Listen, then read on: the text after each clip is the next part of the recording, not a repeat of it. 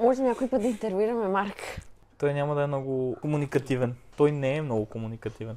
Нали трябва да кози. Кажи кози, моля. Кози. Другия път ще ти изглада бузата. Започвам аз, всъщност, защото реално от мен дойде предложението за сватба. Не го обмислях дълго време.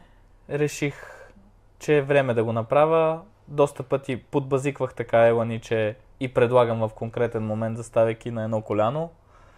Тя доста добре го приемаше и си викам, няма да каже не, така че 100% ще каже да, така че предлагам. Всеки път се връзвах, само да кажа. Всеки път се връзвах. Продължава да се връзва до ден днешен, като реша да избазикам. Не знам що, но... Защото, не знам, много е яко. Като застанеш така и все едно си викам, леле, сега представиш да ми предложи. А ние вече сме женени от колко време? От няколко години. Но реално събитието беше 2024 година, септември месец. Аз съм сигурен, че тя ще приеме и решавам да направя следващата стъпка, като в един момент, примерно половин година преди да ти предложа, нещо се бяхме базикали, къв пръстен иска, къв пръстен не иска. Викам, я ми изпрати ти какви пръстени искаш за годежни. Нали, с идеята, че някога ще се случи това нещо. Тя ми изпрати, отидох при един наш приятел Златар, той го направи едно към едно, каза, че не е добра идея, аз му казах, жена ми е много претенциозна и това трябва да е. Смисъл не е добра, недобра, това е просто, няма какво друго. Може да добавя. Може. Като ходихме да си правим халките, съответно при същия човек, и аз му викам, защото естествено, когато ти пратих снимките, аз така ти обясних от тази снимка, това ми харесва, от тази снимка, това ми харесва, нали? Не е просто този. Да. И му казвам, забележи, че е много тънка халката. Много тънка халката, нали? Така и всичко. Точно обаче отиваме да си правиме халките и аз искам да си нося халката върху годежния пръстен, на един и същи пръст. И като са заедно и ми изглежда дебела халката на годежния пръстен, искам да е по-тънка, по-малко широка, все едно самия бенд да е така. И Ники, Златара, и Ники казва, не, Елън, той не може да е по-тънък. И аз му викам, още. И той седи, пили, вика, това е, половината го махнах. И аз викам, още. И той вика, не, то не е възможно. И той няколко пъти така ни каза, че това не е добра идея и не е възможно, но аз... Но няма никакво значение какво казват професионалистите срещу един професор. Така както и да е, връщаме се обратно на темата. Направих, в смисъл поръчах пръстена, взех го и пак предварително половин година по-рано я бях питал как си представя дали да е романтично, само двамата, тесен кръг от хора или да е малко по-нестандартно, диво, не знам как да го нарека, ненормално. Штуро го нарече тогава. Да. И тя каза, че иска да е штуро, при което аз съм бивш моторист вече. И реших да е на откриването на мотосезона, като организаторите на София Райдърс много ми помогнаха, разбира се, без тях нямаше как да стане това нещо. Много приятели сметнаха, че съм го направил, за да имаме безплатна публика и безплатно видео за снимане. Не мога да кажа дали са прави или не. Между другото, много ни е яко видеото от годежа и наистина нямаше как да стане толкова яко, ако не беше някъде, където да има професионални хора, които, защото иначе това щеше да е допълнителна част от организацията и ще го качим в YouTube, защото е много готино. Да, така че ще го направим. Description на този подкаст може да го видите. Да. Така, предложих и тя за щастие прие. Нали, не се изложих пред няколко хиляди души. Ама разкажи! Аз разказвам в последствие на роднини, нали, какво се случи. И там имаше хиляди хора, стотици хиляди. Не. Първо започна, там имаше поне 1000 човека. После след 4 часа на някой друг, там имаше няколко хиляди души. След 2 дена там имаше десетки хиляди души. Викам, дай да спрем да разказваме тази история, защото накрая до милиони ще стигнем, нали? Истината е, че имаше поне 1500-2000 души. И още много наоколо с коли. Но както и да е, предложих и тя прие.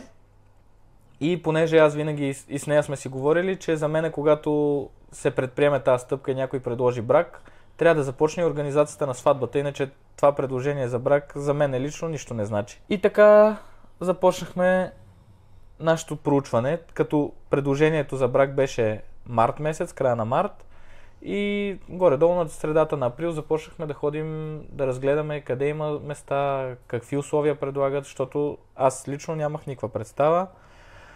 На първото място, което отидохме, то е така едно от известните места, ни казаха, че имат една единствена свободна дата, която са... Ама не, то всъщност ние тогава подписахме. Не, на 9 октомври беше. Свободната дата? Да. А ние кога подписахме? На 11 октомври. Нали? Шегуваш се. Не бе, знам, че е на 14 октомври. И... Нали? Да, ма може ли аз да кажа нещо сега? Може. Добре. След като ми предложи и решихме естествено, че започваме организацията по сватбата, първото нещо, което направихме, което смятам, че е най-важно първо да се случи, е да си направите отгоре списък с кои гости, кои хора искате да каните, защото едно е да мислите, че стотина човека ще каниме, кой толкова, ние имаме тесен кръг от приятели, няма кой знае колко, нямаме хиляди братовчеди и така нататък. Има хора, естествено, с много голями семейства, лели на лелите, баби на бабите и може да знаете, нали, че така или иначе ще правите голяма сватба. Но мисълта ми е, че спрямо броя гости трябва да си търсите мястото. Има такива по-бутикови, малки места за организиране на събития, които комфортно събират 100-120 човека, а пък други, които са за 300-400 човека и така. Така че седнахме да си направим списък с гостите, което... Това ще я да кажа, че е много важно списъка да се направи, защото на теория си мислехме, че ще е една бройка, пишейки стана тотално различна, така че като седнеш и го запишеш и изчакаш да мина ден-два, защото се присещаш за този съученик, ама той дали имаше гадже, ма чакай ще го пиша плюс едно за всеки случай. Та реално трябва, не е просто си кажеш, колко 70 човека ще покана, защото ние бяхме горе-долу така. Да, и всъщност, когато си направихме първоначалния списък, бяхме 180 човека, не знам дали помниш. Не помня. Или 140. 150 беше по едно време, колкото беше капацитета на ресторанта. Ама 180 не помня да е било, но може и така да е било. Не е било, не. 150 човека ги написахме. Имаме естествено роднини и приятели от Америка, които не бяхме сигурни дали ще могат да дойдат и те също така увеличиха списъка, защото... Едното семейство с 4 деца. Да, така че това са 6 човека гости, които и така, нали, се събират. И реално в крайна сметка от 150 човека с малко разговори с родители, като тук вметвам, че ние не сме от хората, които все едно правихме сватбата ни с родителите ни, ние си я направихме и в общи линии решихме всичко покрай нея. Естествено, питали сме ги за съвети, за предпочитания, искате ли някой конкретно да поканите. Но не ги приемахме. Но не винаги ги приемахме но питахме родителите ни. Питахме. Искаш ли някой да поканиш и в повечето случаи... Хората, които искаха, ги поканихме първоначално. После имаше там. Но това вече си зависи спрямо как вие се разбирате с вашите семейства. Точно така. Искам да кажа, главно се съобразявахме с нас и нашите предпочитания. Направихме списъка и решихме, че трябва да почнем да обикаляме, да си намерим нашето място. Като естествено първото място беше едно от комерциалните, Вила Екатерина. Място беше страхотно, но имаше... Просто не си паснахме много добре с човека, с който говорихме там. И другото нещо, което беше, че имаха една единствена свободна дата, която беше, сега не помня каква дата, ама се едно някакъв четвъртък, нещо е такова, и то беше за октомври месец. А ние трябваше да съобразим няколко неща спрямо датата. Трябваше да е лятото, защото нейните роднини тогава имат възможност да си дойдат. Съответно, при тях много скъпо става, много трудно логистично да стигнат 2 пъти в България за една година и заради това трябваше да съобразим и този факт. И реално тази дата не ни устройваше. След което отидохме на още доста места. Ще кажа някой от тях. Добре. Реално аз Вила Екатерина я харесах най-много първоначално. Беше ми Нали, всички го знаят, всички искат там. Нямах представа, че е възможно нали, да няма свободни дати, че от понеделник до неделя всеки божи ден се женат хората от май до септември. Беше, нали, навлизахме тепърва в тези неща. И когато отидохме, на мен много ми харесаха условията. Но реално до тогава не си бяхме дали сметка колко е важно, като се срещнеш с някой, просто да го усетиш, че това е твой човек и край. Вече в последствие го разбрахме, като се срещахме с нашите хора от всички различни специалисти, с които се срещнахме. Но отидохме във Вила Екатерина, ходихме в Черешовата резиденция, в Елин Пелин. Ти ходи сама там. Приказната градина, примерно. Ходихме в The Secret Lake Club. The Secret... Да. Къде беше Бусманци. Да, там беше много странно. В смисъл, градчето беше много странно. Както и да е, но там... Сами разбирате, щом Бусманци го нарича градчето, как и се е сторил. Представете ли си да кажа, че е село, па то да не е село? И всички хора, които ни гледат от Бусманци, да ни направят диви и щастливи. Искам да кажа, че ходихме на всякакъв вид различни места. В Бусманци трябваше всичко да си наемеме, да си направим столове, маси, кетеринг. Да изметеме шатри, преди това. Всякакви неща, сервитьори, нали, т.е. кетеринга като цяло. Въобще, а това реално не е мой стил, защото аз искам някакси нещата да са по-уредени, да си избирам цвета на салфетките, а не кои ще са сервитьорите, например. Връщам се. В Пасарел ходихме. Всъщност Пасарел беше последното място. Да. В Агора ходихме. В Агора на Панчарево. Там е много яко хора. Страхотно място е. И отиваме там. Той е в гората, в Панчарево. Буквално на една като... Разчистили са част от гората и са направили постройка, която е като барната част, да. И всичко друго е на открито. Естествено, хората имат опции, шатри, тенти, истински постройки да направиш и така нататък. Но мисълта ми е, че беше много хубаво в природата, близко до София, няма хотели, да мислиш как, какво, защо. Между другото, във Вила Екатерина много ни хареса, че можеше много хора да настаним. Но, както и да е, това отпадна за нас. В последствие решихме, че това пък не е най-важното. И така и отиваме в Агора, много ни харесва. Човека беше супер готин също, поговорихме си така и всичко върви супер. Каза ни цената, много беше за нас висока тогава, въобще това не можеше. Найма беше 10 000 лева за един ден. За нищо. Не за нищо, за постройката се едно и за мястото, без включен кетеринг, без нищо. 10 000 лева найем на място. И нищо, аз съм малко такава, че чувам цената, знам, че за нас е невъзможно, но ще го измислиме някакси. Много ми харесва. Вече си го представям. Ще вали ли? Няма да вали. Ще има ли боболечки, комари? Няма да има, няма значение. Този ден всичко ще е точно. И човека ни казва в един момент, че единственото условие, което имат, е, че там не се слуша чалга. И ние бяхме в абсолютен шок. Защото за мен... после си говорихме, викам, добре, стане, има ли наистина хора в България, които не слушат чалга? И със сигурност имам, въпреки че... Каква е твоята теория? Кажи. Моята теория е, че всеки в един момент си слуша чалга и не му пречи. И знаят старите песни, ние не сме някакви ултра чалгари, всяка нова песен веднага да пускаме и да слушаме. Даже не съм си пускал нова песен, не знам от колко години вече. Но като цяло без чалга не можем. Ние си имаме любими изпълнители и без тях просто нямаше как да стане. Просто смятаме, че това е все едно музиката на купона, на най-така купонджийската част. Аз имах условия, разбира се, към нашия диджей, че примерно преди... Нямаше някакъв определен час, ама все едно в частта, която е по-официална и така нататък. Нямаше, разбира се, чалга, но някакси в един момент искахме да имаме чалга и това ни отказа оттам. Но е много хубаво място. И реално редица от неща се случиха. Малко забавихме организацията на сватбата, ходихме на море, на второ море И така до 1 октомври месец, в който решихме, че ще отидем до... Не, всъщност, извинявам се, ние подписахме в въпросната година, в която предложих на Елани. Подписахме се само с комовете бяхме и оставихме събитието за следващата година, защото първо, че вече беше напреднало много годината, нямаше за кога да го правиме.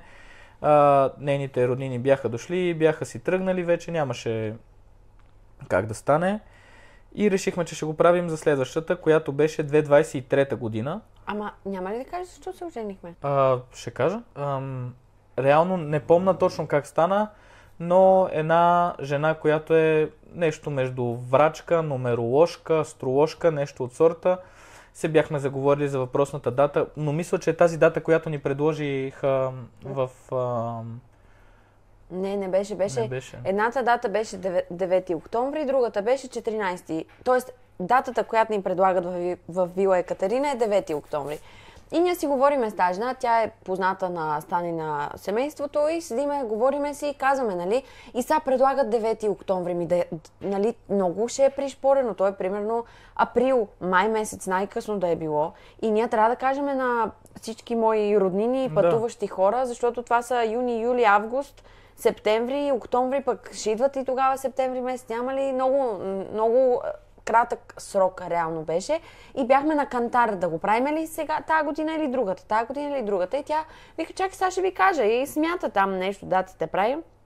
И вика ми, 9 не е лоша дата, ама виж 14-ти, ние такива, какъв, примерно 9-ти, ако е било вторник, 14-ти е било петък или събота, ще ви излъжа, но тя вижда така календара, не знам какво прави, смята го, мисли го и казва 14 октомври е вашата дата.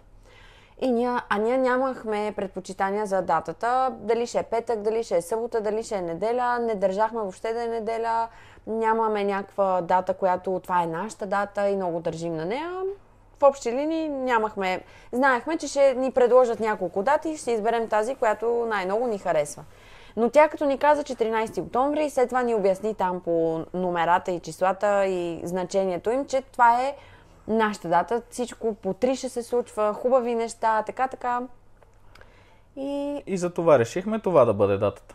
И само да кажа, че ако решите, че искате да се подпишете и да се ожените без да правите цялата тази организация около сватбата, т.е. ако решите да се жените и да правите тържеството в 2 различни дни, години, месеци и така нататък, за мен беше супер стресиращо това в началото. Смятах, че всички наши роднини ще кажат, да, вие няма да направите сватба, как може да не ни поканите, и част от тези неща, нали, естествено се случиха, не им беше приятно, но реално тези неща минават. Забелязваш ли как никой не го някакси помни това да се сърди, да каже, бе, деца, вие верно, те си се сърдат сигурно, ама... Да, след това ражда се дете, правиш си голямия празник, участват на други неща и тези неща се забравят. Искам да кажа, че в организацията на една сватба много неща изглеждат драматични в един момент. Да. Не само младоженците, ами и роднините ги преживяват, приемат ги и така. Но то е стресиращо. Всичките тези процеси около организацията на една сватба реално са си стресиращи и затова добавя нещо малко, може да стане много по-голямо като емоция, защото ти си напрегнат от 5 различни други неща. Хубаво е да си напомняш, че това ще мине и че наистина няма да е края на света, дори ако се ожениш без роднините ти в някакъв рандъм ден, само с най-близките ти приятели. Това искам да кажа. Така, мина октомври и ни стана ясно, че няма да е октомври месец, няма да е тази година, ще бъде следващата, 2023 и ноември месец беше, ходихме в Пасарел. За втори път мисля, че ходихме се едно. Бяхме ходили вече един път. Минахме за втори път, ходихме там, имаме едно заведение, където от време на време ходиме и на връщане от него решихме да минеме и някакси, тя е по-емоционална, аз тези неща малко съм ги позабравил, ама все едно много ни хареса и просто решихме, че това е нашето място и така запазихме дата, нещо такова, нали? Когато отидохме в Пасарел, аз лично се влюбих в мястото заради природата, заради гледката, заради това, че няма едно нещо, което да не е на мястото си. Хората там е под конец всичко. То за това изглежда така, затова се получава така събитията. Всичко е под конец. И когато се запознахме с Методи, който е управителя в Пасарел, много си кликнахме, личеше си, че е супер професионалист. Нали, за него всичко това е някакво супер такова. Той все едно, аз някакви хиляди въпроси. Ама добре, това така, ама тук това така ли ще? И той вика, не, няма да е така, имам сега е ноември месец. Там ще има дърво, примерно. И аз, добре, ама то така и някакси той много ти влиза в положение да ти обясни, че всичко ще бъде наред. Защото правят 200 и кусур сватби на година. Така че имат опит. Знаят какво правят хората. И отваря календара и вика ми 7 септември мога да ми предложа и някой понеделник, примерно. И ние... Това става въпрос, ние отиваме 2-22 ноември за 2-23 септември. Тоест, ноември 2022 има ограничени места за 2023. Доста ограничени. Да. Но ние казваме, добре, 7 септември, първи ни харесва повече, ма няма. Първи е заед, той ни вика от 2016. Харесваме 7, избираме го. В това отношение не бяхме въобще претенциозни. И една седмица по-късно. Един месец. Един месец по-късно разбираме, че Ела не бременна, което ще оставим за някой друг влог, нали? Не е там насочено всичко. Само една вметка преди да разбереме, че е бременна. Всъщност, извинявам се, по-рано казах, че техните са били и са си тръгнали, но те вече се бяха организирали да дойдат декември месец. И реално тогава вие ходихте да гледате рокли и прочее. За една секунда само го вметвам, после ще си продължим за роклите. Роклята е уредена, харесали сме си диджей, разбираме, че Ела ни е бременна. Съответно се обадихме на Методи още януари месец, казахме му каква е ситуацията, той ни прехвърли датата за 1 септември 2024. Диджея също му се обадихме и него си го прехвърлихме за конкретната дата. Когато се обадихме на Методи, той каза, че това се случва много често, особено като сватбите са толкова напреднали в времето. И той ни каза, коя дата искате. Същата ли има следващата година? И аз викам, дай да питаме за 1 септември. Поглеждаме календара 1 септември, неделя, което е най-добрият ден за сватби, особено в църква, ако се жените. Това е единствения за църква. Не съм запознат, няма значение. Може и сряда да става, не знам. Така съм чувала, но това ще стигнем и до там. И 1 септември и е 1 септември, първия ден на месеца, първото число, неделя е, въобще подреди се прекрасно и реално началото на 2023 имаше всякакъв избор за сватбения сезон 2024. Но реално ние се сгодяваме 2022, казваме на всички правиме сватба до година и след това разбираме, че аз съм бременна и я преместваме за следващата година, т.е. едва ли не 2 години плануваме сватба, но като цяло времето мина много бързо и нямаше драма. Все пак и бебе чакахме. Да, имаше доста неща, които да правим пред организацията за сватба. Като заключение искам да кажа, че ако искате на точно конкретно място, на точно конкретна дата да бъде, си пригответе година и половина по-рано организация, защото е много трудно с датите.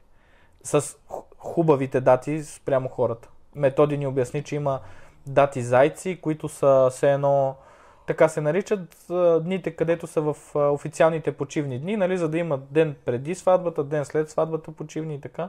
Те се взимат 2 години по-рано. Така че ако ви искате на подобен ден да е вашата сватба, трябва да действате бързо. И това е за много известните и хубави места. Да.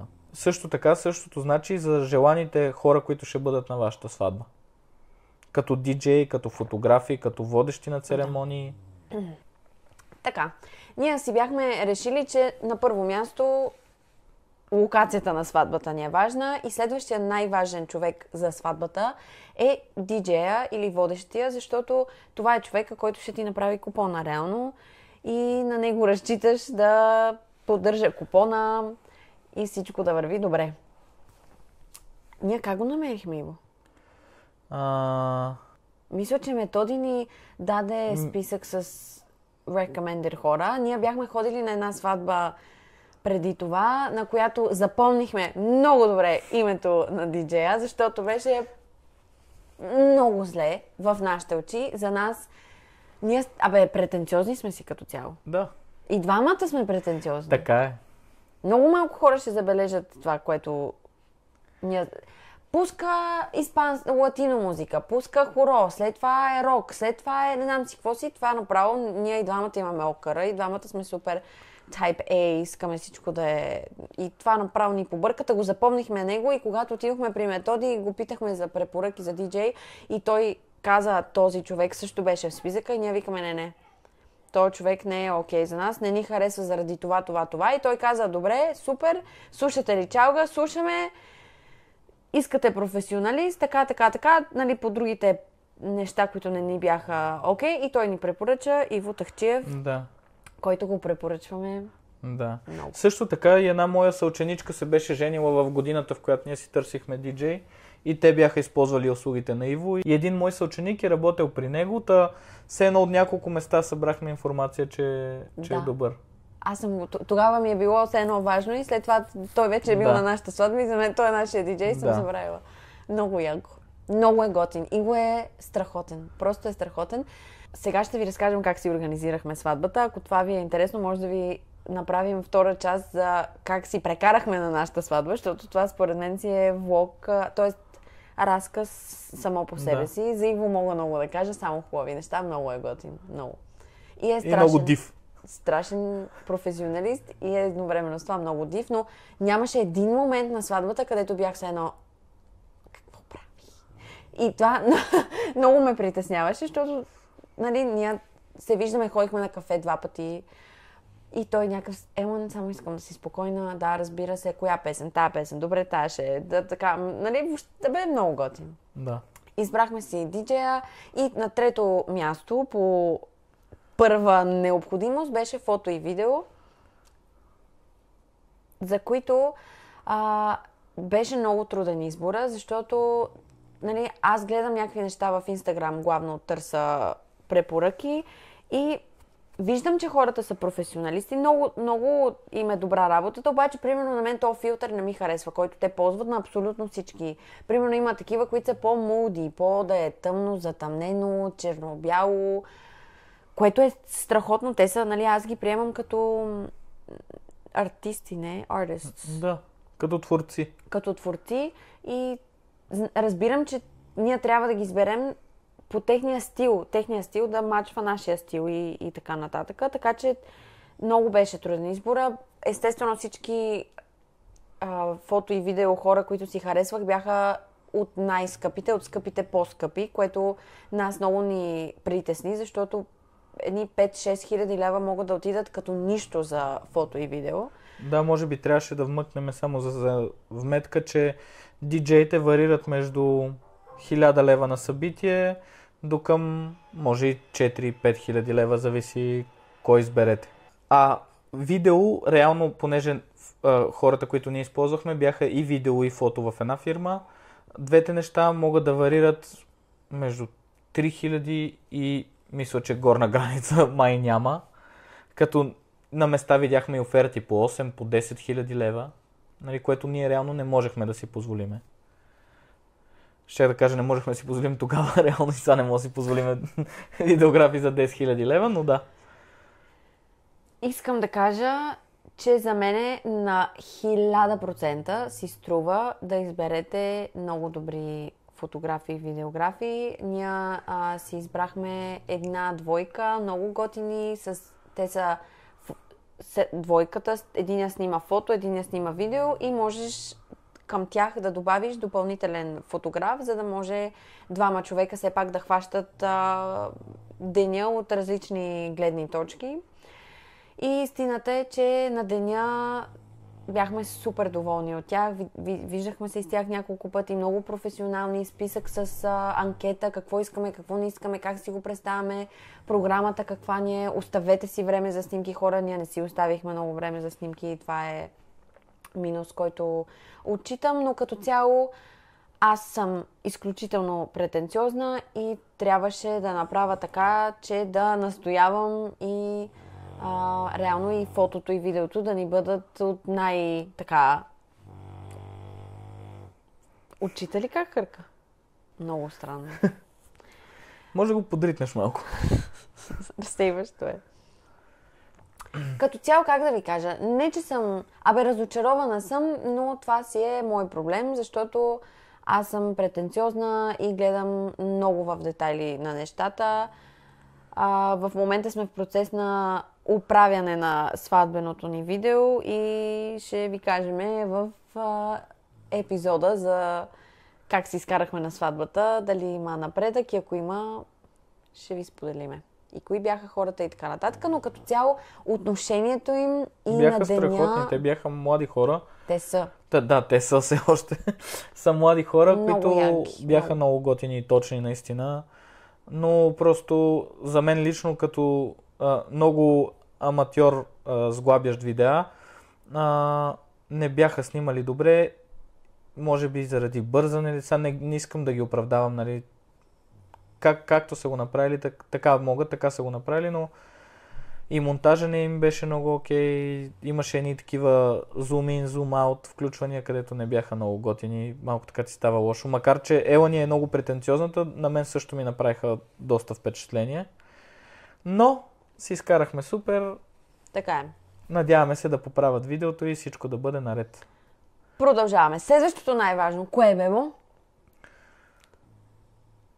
Роклята. Роклята! Роклята, да. Роклята! Аз си го представях точно като по филмите. Ама наистина като по филмите. Значи представях си как влизаш в магазина, отиваш с майка ти, баба ти, леля ти, кумата, снахата. Въобще... Ти си снахата.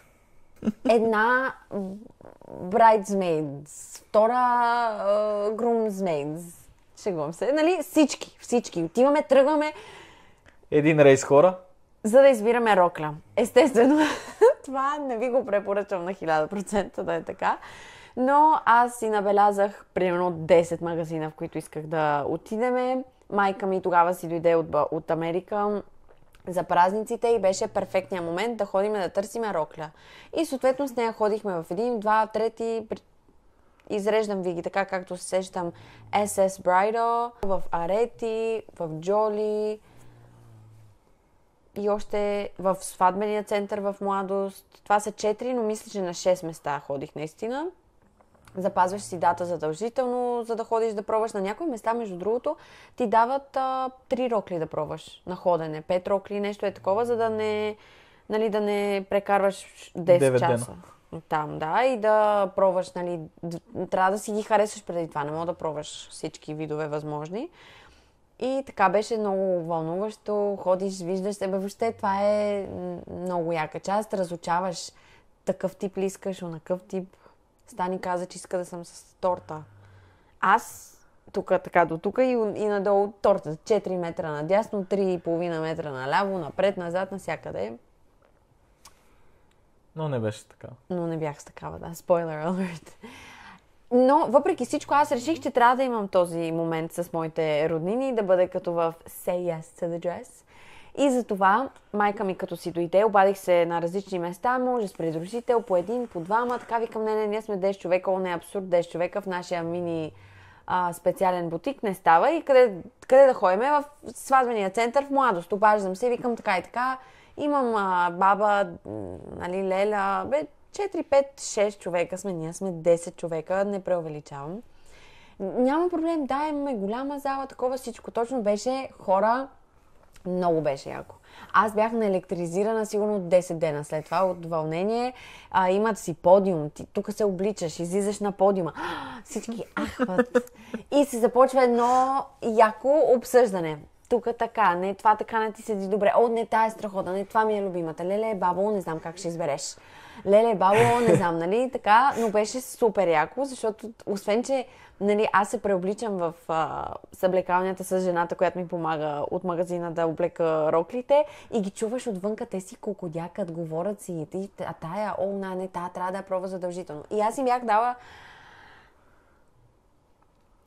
много бързо говоря. Бях им дала задача, като дойдат в магазина, ако не закъснеят, да изберат, всеки да си избере по една рокля, с която иска да ме види. И реално това не беше и ако отивам и си избирам роклята, въпреки че една от финалните ми опции беше там, нали, но реално всеки да си избере, исках да им направя кефа и те да ми направят на мен кефа, че са дошли, че сме си ги обсъдили, че сме ги видяли. Беше уникално преживяване и наистина ви го препоръчвам. Там хората са много готини, отворени са към цялото това нещо, нямаше никаква драма, но беше много забавно.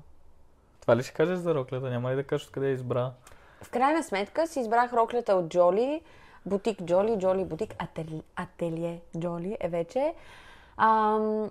Отношението там беше наистина страхотно, бутика е много красив, сега са направили ремонт и е още по-як. Много се надявам някой ден да имаме повод, заради който да отида там и да си купа просто официална рокля. Имат жестоки бални рокли също. И така, оттам си харесах роклята, а реално си я харесах декември 2022 година. Да. И до този момент аз смятам, че тогава ще се женим, нали, да си я купа, за да се оженим лятото. Следващата година. И даже ходих, записах си час, между другото, за взимане на роклята. Да. Значи, отишъл съм примерно на 10 декември да пробвам. Харесах си една, пробвах още 100 в другите магазини. Майка ми си заминава за Америка и аз си говоря с нея по телефона и викам, бе, май, това е, нали? Тя вика, маме, това е. Тя много държеше тя да ми купи роклята. И, нали, което беше много яко. И все едно с нея ги обсъждаме всички тези неща, кога да ходиме, как, така. Тя вече си тръгва, обаче нали, стигаме до извода, че това е моята рокля и аз си записвам час им казвам, тази рокля ще си купувам, още един път искам да я пробвам, да видим кой размер, нали, вуал ще си взема и всичко и идвам да я взимам. И на предишния ден, деня преди часа ми да си взимам роклята, разбрах, че съм бременна. И сега как да хода да я пробвам тази рокля, при положение, че аз след 9 месеца ще съм като кит. Как да я взема? А и сватбата реално съвпадаше 2 седмици с термина. В смисъл, 2 седмици преди сватбата беше термина, което беше, нали... Да, разбирам, че съм бременна. Канцелирам си часа за проба на роклята и след 3 дена отивам на доктор и човека ми казва, терминът е 22 август. Нали, ние го очаквахме, че ще бъде тогава, нали? Не сме... 22 август термин и 7 септември сватба. Да. Това всеки един човек на света, който е раждал, не би се съгласил след 2 седмици да е булка. И така. Приключихме, нали? Не отидох, обадих се, махнах си часа и реално 1 година по-късно виждам, че имат намаление, постът в Инстаграм, че ще имат намаление на роклите и се обаждам и викам, бе, случайно тази рокля да имате? Имаме, намалена е. Кой размер е? Моят размер е. Викам, отивам, пробвам я, взех си я, беше намалена много наизуст ви говоря, от 1800 лева на 1500, 500 лева ми беше намалението, т.е. от 1900 на 1400 и нещо, което беше супер. Обаче вуала, който си бях харесала предната година, го нямаше и след това за вуала беше страшна драма, поръчах си го от Тему. Как може човек, който е толкова претенциозен, който буквално аз до най-малкия детайл гледам нещата и да си поръчам вуал от Тему? Повлияно от мен най-вероятно е било. Просто... както и да е. Не беше лош, ама просто аз не съм човек за вуал за 40 лева, разбирате ли? И вече го знам. Иначе преди отивам в магазините и те ми казват, това вуал е 400 лева. Моля, какво значи 400 лева за вуал, който аз ще го нося за снимки, което е твоята любима част, да правиш нещо само за снимки. И след това ще го мятам, защото ще ми пречи и ще съм дала 400 лева за това. Супер тъпо е това. Супер тъпо. Но сега разбирам защо. Защото нямаше да изглежда като супол на всички снимки. Той не изглежда като супол, само в нейната глава е така, но това е друга тема. Дълъг супол. Така, стигаме до моят костюм, понеже сме на тема облекла. Имаш ли всъщност нещо да добавиш? Това беше. Аз решавам... Заправих нещо. Не се шегувам, извинявай. Като си харесате рокля, спирате да гледате други рокли. Спирате, блокирате всички акаунти в Инстаграм с рокли, които следвате, блокирайте ги. Защото алгоритъма ще ви дава и реклами да гледате. Не гледайте други рокли. Край с роклите, с гледането, с мисленето, тали, унали, супер е. Като си я купиш януари месец, до септември, пак много ще ти хареса, като я облечеш. И корекции, като направят вече да е наистина по тебе и да е както трябва, супер ще е. Почвай да ходиш на фитнес, преди да мислиш за роклята. Дали си взела правилната рокля. После трябва да изваяш тялото, дето да влезне в роклята и много ще ти хареса. Добре. И решаваме, нали, какво всъщност решаваме? Нищо не решаваме. Ще си купувам костюм. Обаче съм така повече килограми, отколкото ми се иска да бъда на сватбата. Колко повече? Кажи ми на мене. Колко повече? Колко килограм беше тогава? Не знам, примерно 103, 104, нещо такова. Може 107 да съм бил. Не знам мене. Бе, към 120 беше даже. Не, да, 380. 100 е как? Не съм бил 120 килограма. Никога не съм бил 120 кг. 118 съм бил, но като по-малък бях толкова. но както и да е. Много малък беше тогава. Бях между 103 и 110 съм бил, примерно нещо такова. Защото мене така бързо ги качвам и ги свалям. 20 кг свали за сватбата, Бело. Не. Така е. Ти беше 95 кг на сватбата. Да. 115 кг беше преди това. Добре, между 103 и 116 съм бил, защото аз мисля, че бях 105. 20 кг свали този човек за сватбата. Това е за друга аплодисменти. Тема е това. Решаваме, че по-натам ще избирам костюм. И реално аз съм избирал единствен костюм за моя бал, който беше трудно да го избера, но с правилния професионалист, при който отидох тогава, много нерви спести този човек. Те тогава бяха общо 3-4 в София, защото това беше 1967 година. И обикаляме, отиваме едно, второ, трето място. Аз като цяло, предвид, че 2015 съм си купувал костюм, 2024 си купувам за втори път. Първия съм го носил единствен път. Не искам да дам 1000 левове за костюм, защото не ми е много важно като цяло. Не съм суетен човек, не ми е много важно как изглеждам. Дори на сватбата ми, да. Маля за прическата. И ще стигнем и до там. И вече става време да избирам костюм. Може би месец по-рано отидохме, нали? Да, си Зора беше преди. Да, аз викам сега още малко. Малко. Има време. Какво има време? Има 3 месеца, 2 месеца. Аз се старая, нали, да изглеждам възможно най-добре, да съм най-фитнат за сватбата. Преди морето ще е. Как ще? Добре, преди морето ще е. 3 дена тръгваме за море и аз се сещам, че ние преди морето трябва да ходим за костюм. Не се ли сещаш, че преди морето трябва да ходим за костюм? И то, не, абсурд, не. Ма как не е преди морето, нали сме се разбрали? Мен морето ми е доста стресиращо като факт. Избора на костюм също не ми е малко стресиращ и много стрес ще да ми се натрупа. А все пак отиваме на почивка. Да, на почивка. За която аз трябва да се подготвя психически, което така всеки път е така или иначе. Но отидохме в Андрюс, там бяха супер готина беше жената. Първия път, като отидохме, беше супер готина жената. Не, всъщност ние реално отидохме март месец, може би. Да. Супер готина беше жената, обясни ни корекции, това, онова. Супер, викам, окей, вече съм по-спокоен. Сигурен е, че има много време. Вече е убеден, че... жената ме убеди, че има много време. Баловете, намаленията, ще ги хванеме след баловете. Абсурд преди май месец. Абсурд, да не си помислила преди май месец. Да. И отиваме. Беше много зле тогава, втория път, в който отидохме в Андрю, жената, която ни съветваше за костюм. И викам... И пак, извинявай, ви казвам, че е супер важно хората, които ви съветват за тези неща да са професионалисти, защото чувството, с което си тръгваш, като си купиш костюм от човек, който разбира, и чувството, с което оставаш, като влезнеш в един магазин и кажеш, тук много ми харесват цветовете. Помниш ли в друг магазин влезнахме? Много такъв костюм си представям. Взе го, обличам това, мен това не ми харесва. И другото е, че нали, аз най-вероятно не съм изключение, много хора са несъразмерни, долу и горе не са един и същи размер. И тогава панталона ми беше голям ли, малък, сакото ми беше малко, панталона ми беше тъмън, исках сакото да бъде следващия размер. Тя каза, това е невъзможно, няма как да ги окомплектоваме. Все едно един вид, взимаш си двата комплекта и си ги правиш ти, което нали е абсурд като цяло. Плюс такава услуга да съществува, нали, да си купиш ти 3 размера, да си ги направиш на един, но както и да е. Другото, което е, че по един начин се редактира панталон, как се казва? Коригира. По един начин се коригира панталон, по един начин се коригира сако. Даже повечето шивачи, при които ходихме после за корекции, отказваха да коригират сако, защото това си е супер пипкава работа, т.е. не можеш да си купиш... И рисково, освен това. В случая той е по-голям размер сако и да си купи малко... Не става. Да.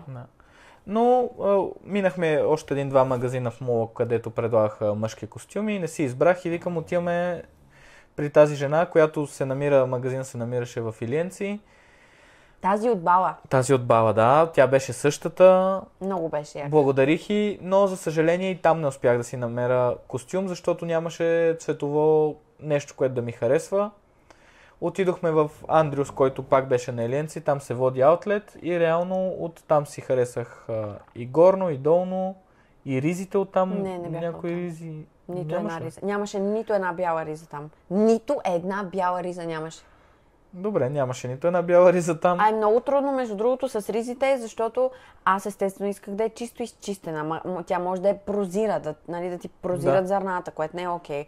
Може да е вълнена, като е много студено, то съответно ще е много топло, като се жениш и така.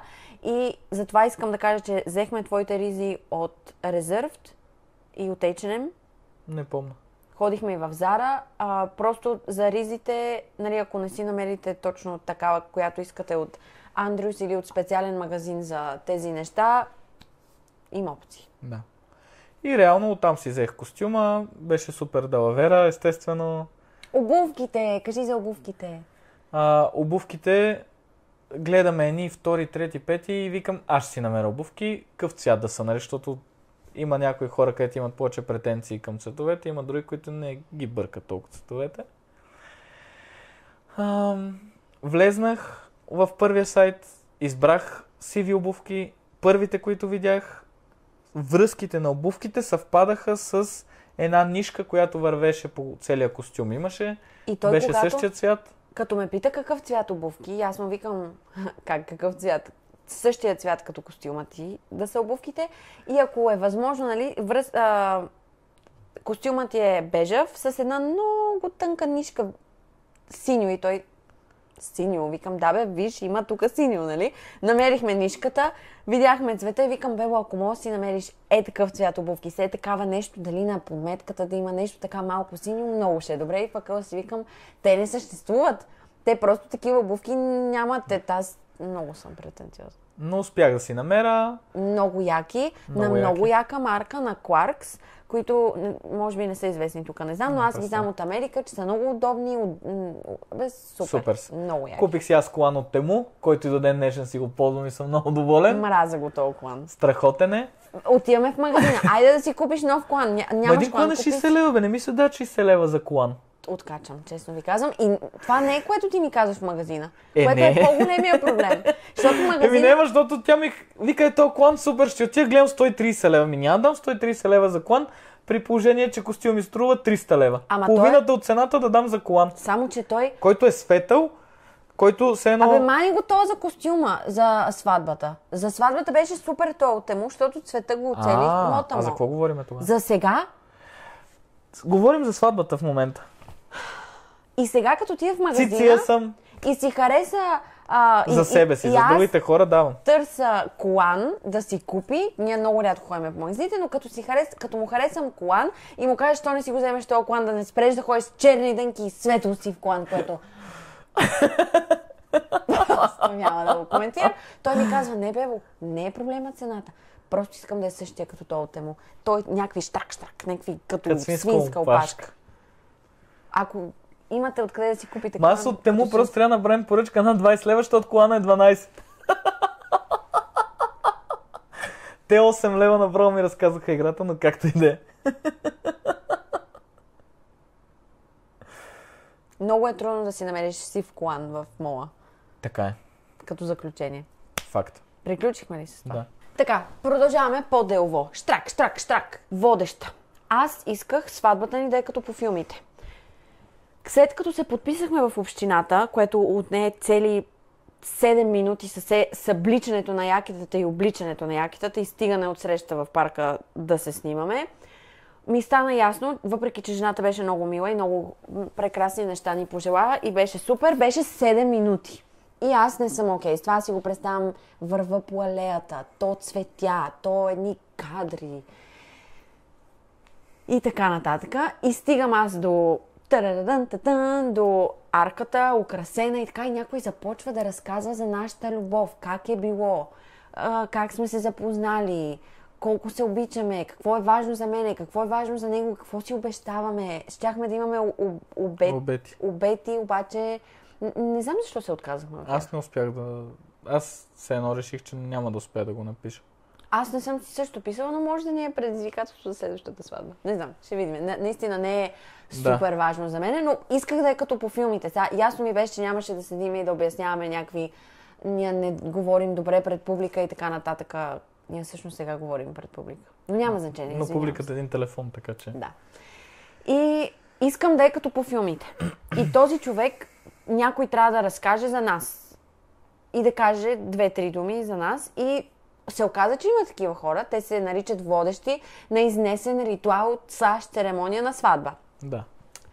Намерихме 2 най-известни опции отново в Инстаграм. Биляна Цветанова и Майя Петкова. Много се извинявам, ако ги греша. Фамилиите, но Майя и Биляна, те не излизаха така като най-известни, най-препоръчени, в Инстаграм. Така. И се срещнахме и с двете. Срещнахме се с Биляна. Първото нещо, което Биляна ни каза е: ще те накарам да плачеш. На тебе помниш ли? Да. И стане такъв. И тя вика: ох, да, говори ми, как няма да плачеш, говори ми. И така се гласи, да го разплаче след една година. Срещнахме се и с Майя и тя много готина. Въобще хората, които го правят това нещо, са специални хора.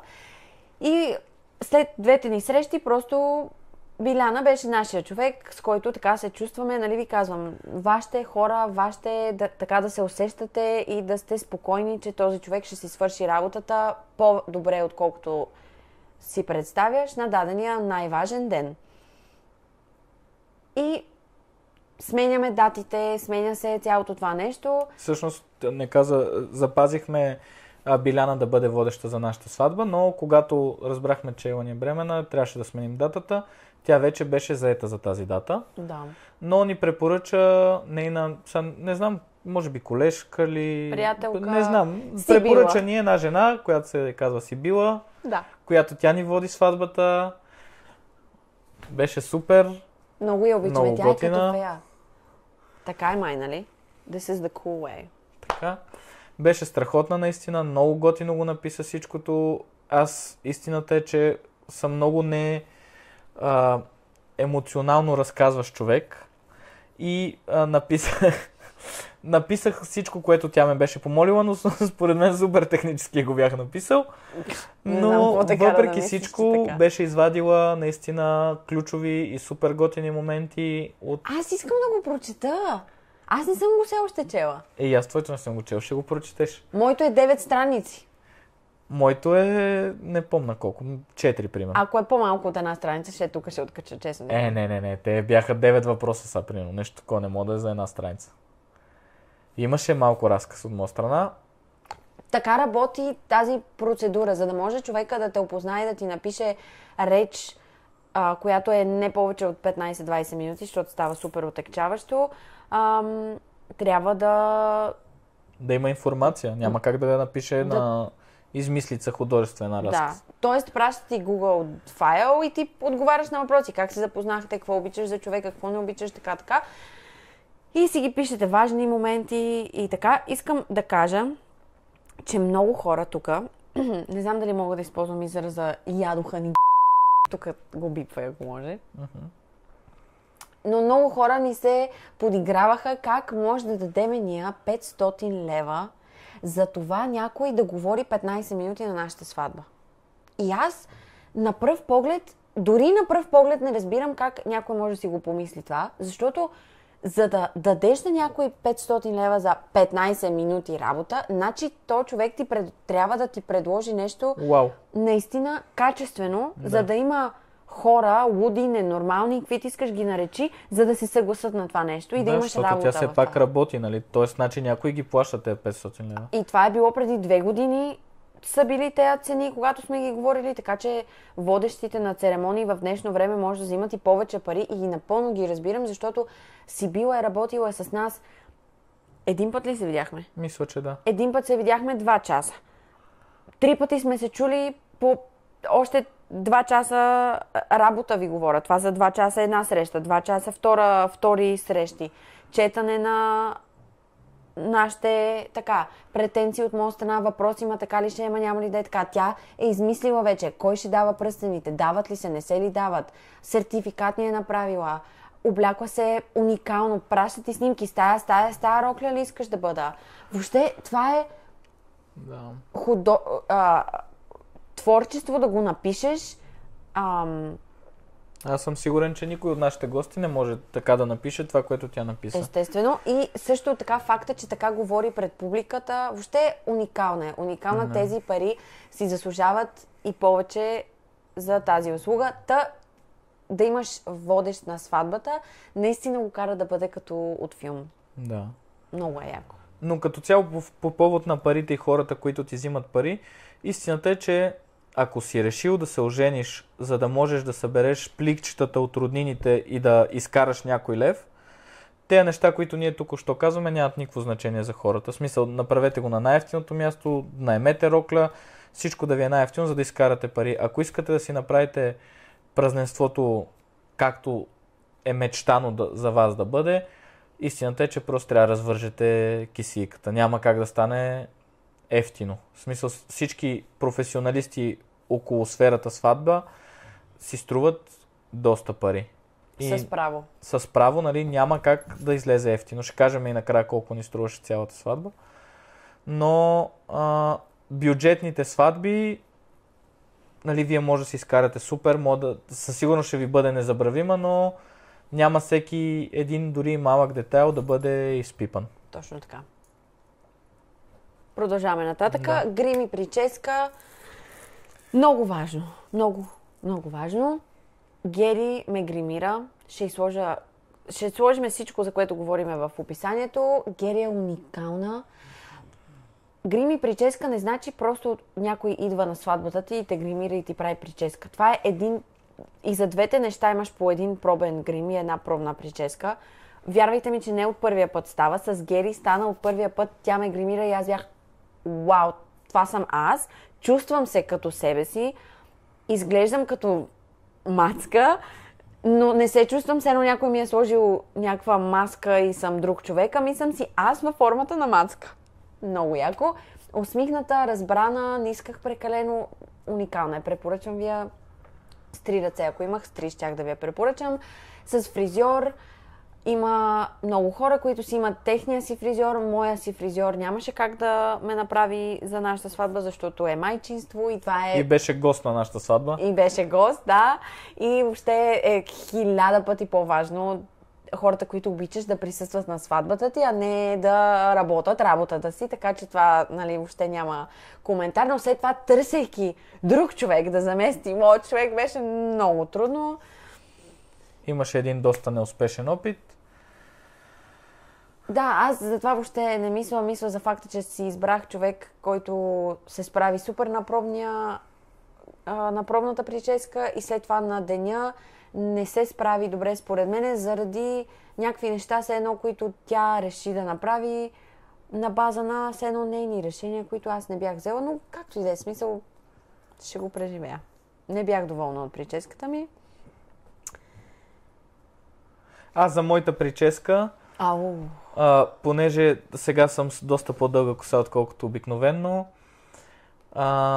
и като цяло мен много не ми пука как изглеждам, но един път се показвам, харесва ли ти малко по-дълга, малко по-къса, малко по-изпилена, главата ти е като яйце, главата ти е като 65-инчова плазма. Не. Да, голяма ти е главата, като яйце, но това не е проблема. Проблема е ли, че той казва, знаете ли как си записва час за фризьор? Ало, Ади, как си в събота? Може ли в 10? И затваря. И аз викам, той разбра ли те? Споко бе, той разбра, ти... И така до последно за сватбата. Записи си аз, споко бе, Ади, това е за сватбата бе, човек, това не е за... Имаш ли в събота, ако не става в неделя? Не, няма. Както и да е. Той отива на фризьор, връща се вкъщи и вика, така съм добре за сватбата, нали? И аз съм запомнил колко съм му казал отстрани, отгоре, за да му кажа отново същото. И аз, в смисъл, да, той изглежда много добре. Ама за сватбата, нали? О, беше... Избрахме прическата. По-късо, ама от тук по-дълго. И той вика, добре, значи тук ако е 4, тук трябва да е 2 и тук да е 0. И аз викам, не може ли тук да не е 0, бе? Не може ли малко да пуснем тази тук да не е 0? На третия ден ще е супер. И тогава разбрах, че той ходи на фризьор и се подстригва по начин, по който по-дълго ще му издържи прическата, каквото и да значи това, за да ходи на 4 месеца на фризьора, а не на 3 10 седмици. години. Как ти де? Това е друга тема, за сватбата говориме. Разбрал съм вече как трябва да изглеждам. Запомнил съм.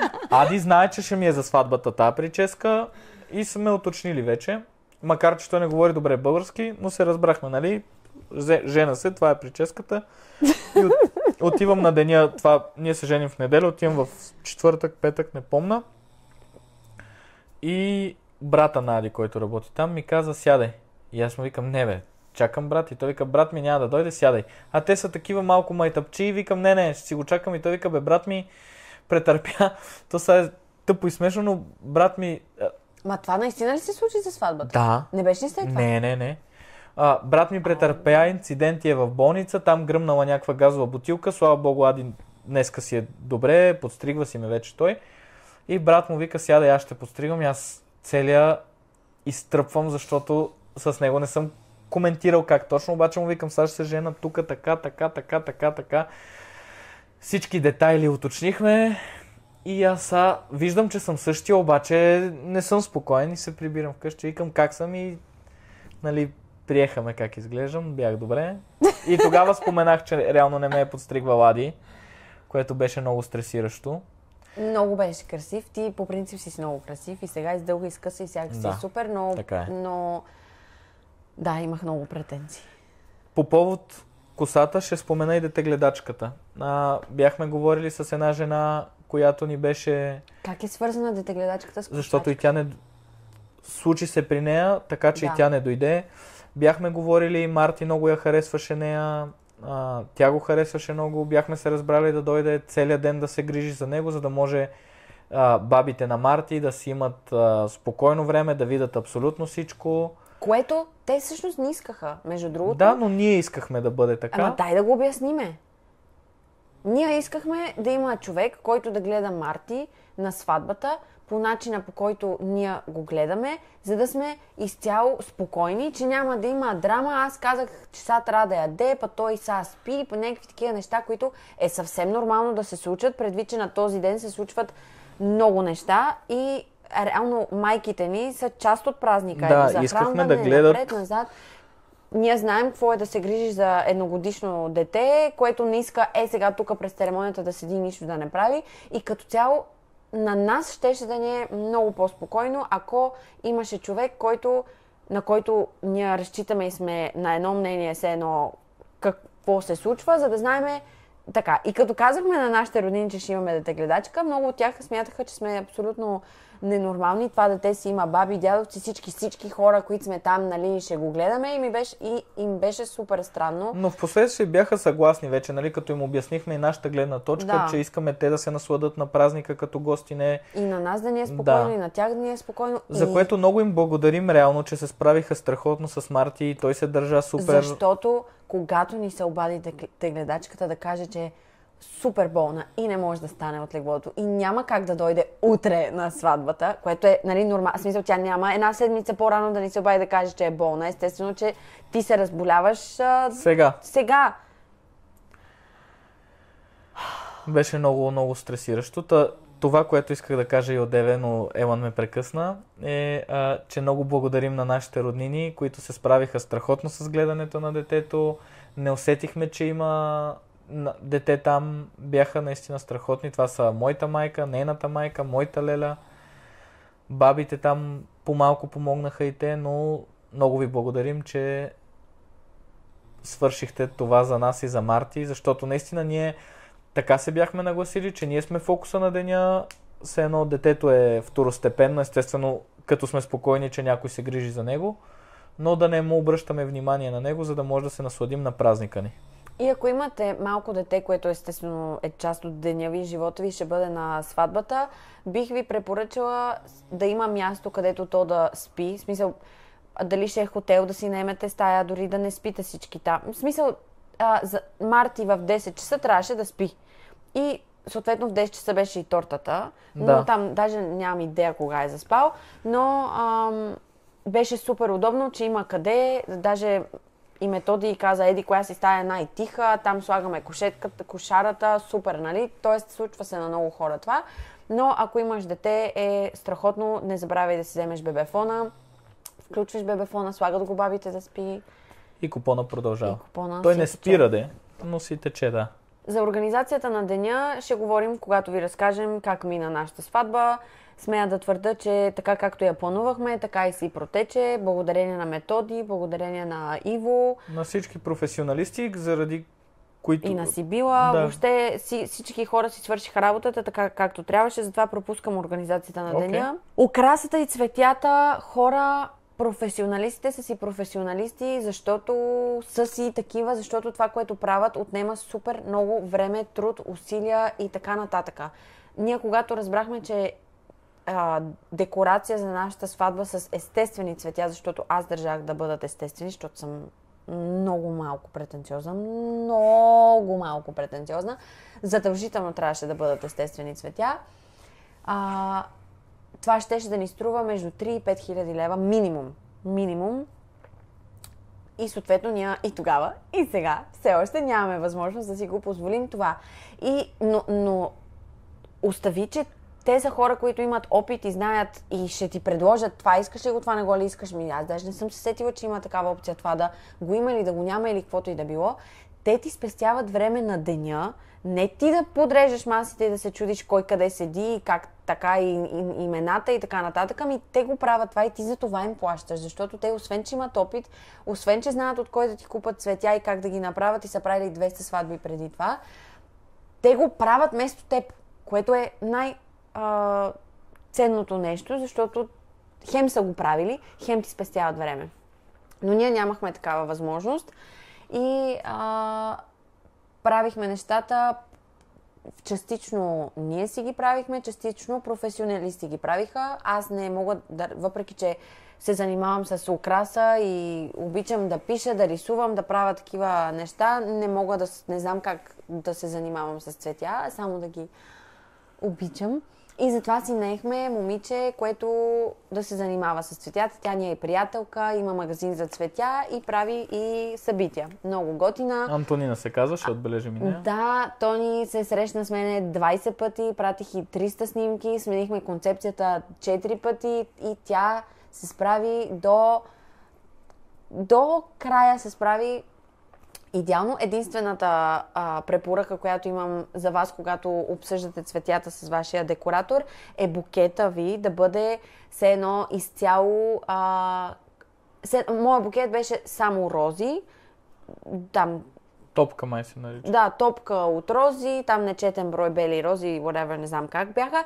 И аз си го представях, че те са с дръжките надолу. Тук слагаме лепенка, режеме дръжките, подравнено всичко, не лепенка, а панделка сатенена и се виждат, нали, самите. Но не знам как работи правенето на букети, но реално моите рози, за да бъдат в перфектно топче, бяха в гъба и пръчките там, не знам какви бяха други или не знам, но още на фотосесията започнаха да падат от гъбата, което за мен беше супер стресиращо и след това като хвърлях букета, той се разпердушили навсякъде, което за мен не беше окей, но това е някаква малка подробност. Всичко останало предвид всичките ми претенции беше абсолютно перфектно. Така че да, ако си правите букет от само рози или с дълги дръжки, нека не бъдат така. Ако е възможно въобще. Може и да не е възможно, да. Защото аз си представям, че тя трябва си така и да е настрани, че... Но както и да е това, си има хора, които разбират. И халката ми не беше възможно да е толкова тънка. Леле, сигурно ще има хора, които не искат да работят с мен в бъдеще, ако гледат това. Ако ти си им клиент, със сигурност. Но ако ти им правиш нещо, по-скоро да биха искали да работят с теб. Останалата част от украсата, като по масите, какво имаше, беше една от причините да изберем пасарел, факта, че няма нужда от кой знае какво да декорираш, защото там е толкова красиво, чини, чаши, всичко е перфектно. Сложихме табелки на всеки човек къде да седи. Това също имаше претенции. Как ще ми казваш ти аз къде да седа? Е така, нали? Защото ние и това искахме всичко да е както трябва. Така насложихме всеки къде ще седи и имахме кът за моментни снимки. Хората се снимат, слагат снимката в албума. Боже, колко хора не си сложиха снимките в албума, си ги прибраха вкъщи по 10 снимки, както и да е. Това беше друг акцент от украсата. Какво друго имахме? Ивент бокс имахме на нашата сватба, но може би ще ви разкажем в друг епизод, защото то си само по себе си не е кратко. Да, кутия за снимки създадохме за нашата сватба, сега предлагаме за други сватби, но... В следващия епизод ще успеете да го видите това. Украсата на една сватба си е занимавка, но си има професионалисти за тази работа. Спестявайте пари и си наймете професионалисти. Просто истината е, че е много трудно да си направиш изпипана сватба с малко пари. Даже мисля, че е невъзможно по-скоро.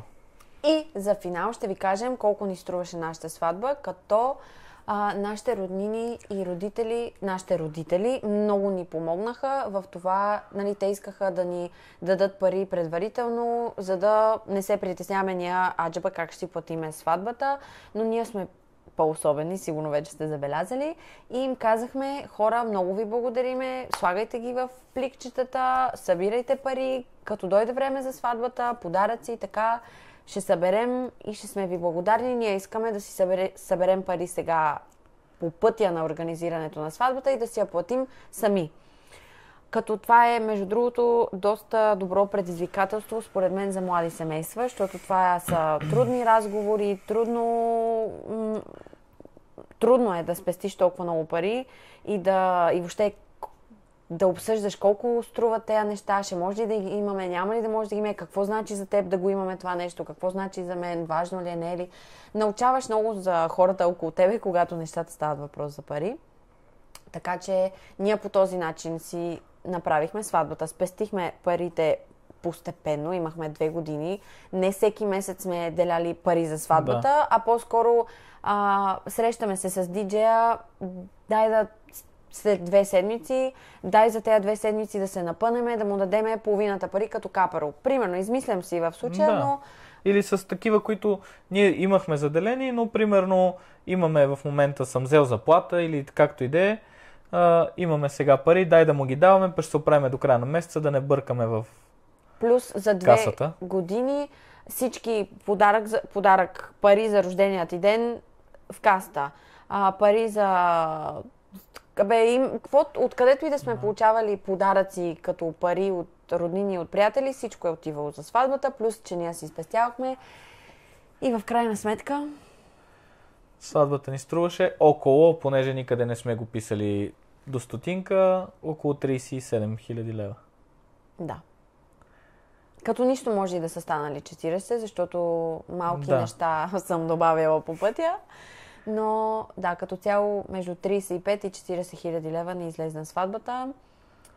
И сигурно искате да знаете дали сме ги събрали обратно тези пари. Все пак трябва първо да мине сватбата и тогава, така че ще разберете в другото видео. Много се надяваме да ви е било интересно. То не е малко все пак да признаеш колко ти е струвало сватбата. Да. Много се надяваме да ви е било интересно. Искаш ли да се разплокаме за финал? Това ще го триеш? Не, няма. Шегувам се. Добре. Ма за финала точно да изглеждам като жаби. Не би било добре. Да. Много ви благодарим, че гледахте на нас. Надяваме се да видите тези кадри, значи сте гледали до края. Да. Всичко в нашето семейство се решава с ръкостискане, значи пак ще има подкаст. Нали така? Да. Айде да будиме детето. Будите детето?